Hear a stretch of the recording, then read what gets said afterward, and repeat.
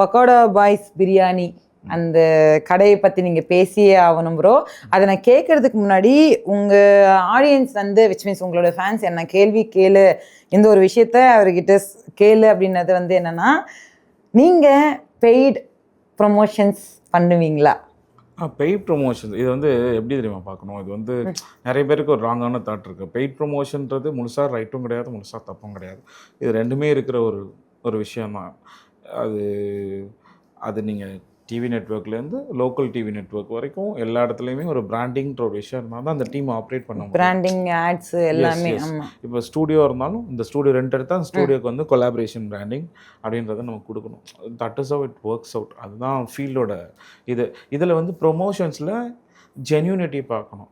எதுனாலும் நல்லது அப்படின்னு சொல்கிற மென்டாலிட்டி வச்சுக்கக்கூடாது. வந்து it's not good, I guess. So அதே மாதிரி நான் உங்ககிட்ட சொன்னேன்ல முன்னாடியே, நான் வந்து ரோட்டு கடை எடுக்கும்போதே ஓனர் தான் ரெஸ்பான்சிபிலிட்டி எடுத்துக்க சொல்லுவேன்.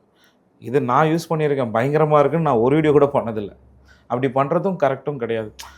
நம்ம என்னென்னா அதை யூஸ் பண்ணி பார்த்துட்டு இது சூப்பராக இருக்குல்ல, இது இந்த விஷயத்துக்கு இது ஆல்டர்னேட்டிவாக இருக்கும்ல அப்படின்னு நம்ம சொல்லலாம். அது வந்து பிராண்டிங் ஓகே, அது ஒர்க் அவுட் ஆகும்.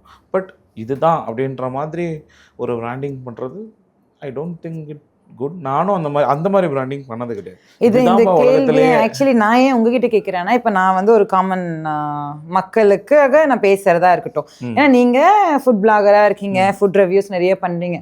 ஸோ இது வந்து உங்களை தாக்கி பேசுறதா மட்டும் இருக்காது. ஷியரா அதை நான் சொல்றேன். மக்களுக்காக நான் கேட்குறேங்க போது உங்களை இந்த மாதிரி நிறைய ரிவ்யூவர்ஸ் சார்பா நீங்க தான் இன்னைக்கு வந்திருக்கிறீங்க, கண்டிப்பா கேட்கணும். நிறைய பேர் என்ன பண்ணுவாங்கன்னா, இந்த கடைக்கு போங்க வேற மாதிரி இருக்கு, இந்த டிஷ்ஷா அல்லுது அப்படி இப்படின்னு பயங்கரமா ஐப்பேத்தி விட்டுறாங்க. நம்ம என்ன பண்ணுவோம், மணிக்கணக்கா வந்து வியாழ வெட்டியெல்லாம் போய் அங்க அவ்வளவு காசு கொடுத்தது வாங்கினா வாயில வைக்க முடியாது, நல்லா இருக்காது. டேய் இது ஏன்டா இவ்வளோ பில்டப் பண்றீங்க அப்படின்ட்டு நிஜமா எனக்கு ஒரு கம்மியான ஒரு 5-6 தடவை நடந்திருக்கு பர்சனலா. அதுக்கப்புறம் என்னன்னா இன்ஸ்டாகிராம் பார்த்தோ யூடியூப் பார்த்தோ ஒரு கடைக்கு போறதே இல்லை. இதை நீங்க எப்படி பாக்குறீங்க? கன்ஃபார்ம் இது உங்களுக்கு தெரிஞ்சிருக்கும். எஸ், நான் அப்புறம் இப்போ நான் வந்து ரெஸ்டாரண்ட் ப்ரொமோஷன்ஸ்னே வச்சுக்கோங்களேன். ரெஸ்டாரண்ட் ப்ரொமோட் பண்ணியிருந்தாலும் நான் இப்போ ரெஸ்டாரண்ட் ரன் பண்ணுறேன். ஓகே, அப்படி வச்சுக்கோங்களேன். வச்சுக்கிட்டா எனக்கு தெரியும் இந்த ஃபுட்டில் என்னென்ன ப்ராப்ளம்ஸ் வரும், ஒரு ஃபுட்டு வந்து எப்படி ஒரு டேபிளுக்கு வரும், அந்த டேபிளுக்கு வரதுக்கு முன்னாடி அது என்ன மாதிரி கண்டிஷன்ஸில் இருக்கும், எப்படி வரும்ன்றது எனக்கு நல்லா தெரியும். ஒரு ஃபுட்டை வந்து ஒரு கன்சியூமர் சாப்பிட்ணும் அப்படின்னா பெஸ்ட்டு சாய்ஸு நீங்கள் ரோட்டு கடை டஸ்ட்டு இருக்குது அப்படின்னு வச்சிங்கன்னா நல்லா கிளாஸ் மூடின ரோட்டு கடையாக வந்து சாப்பிடுங்க. அது actually it's very good for you. Reason என்னன்னு சொல்கிறேன்னா, எந்த அளவுக்கு கடை பெருசாக போகுதோ அந்த அளவுக்கு அந்த இடத்துல ப்ரிசர்வேஷன் ஒரு விஷயம் நடக்கும். ஒரு ஃபுட்டை வந்து பாதுகாக்கிறதுக்காக பண்ணக்கூடிய முறைகள், அது வந்து நீங்கள் சாக்லேட்ஸ் பிஸ்கெட்ஸ் எல்லாத்துலேயுமே நீங்கள் சிப்ஸ் எடுத்து மைக்ரோஸ்கோப்பில் வச்சா you can see the what is inside. தெரியும்ல, இப்போ இருக்க அந்த குட்டி குட்டி வார்ம்ஸ்லேருந்து எல்லாமே நமக்கு தெரியும். ஸோ அதே மாதிரி தான் அந்த ஃபுட் ஹேபிட்டேட்டு. ஸோ எந்த அளவுக்கு ஃப்ரீசர் ஃபெசிலிட்டிஸ் வந்து உங்கள்கிட்ட ஒரு ரெஸ்டாரண்ட்டில் இருக்குன்னு உங்களுக்கே தோணுதுன்னா அந்த கடைக்கு போக வேண்டாம். போகாமல் இருக்கிறது உங்களுக்கும் உங்கள் ஹெல்த்துக்கும் நல்லது. இப்போ நான் கேட்டது வந்து ஓகே, இதை நாங்கள் கண்டிப்பாக எடுத்துக்கிறோம். மற்ற பிளாகர்ஸ் நிறைய பேர் இது பண்ணுறாங்களே, அது உங்கள் பார்வையில் அது எப்படி இருக்குது?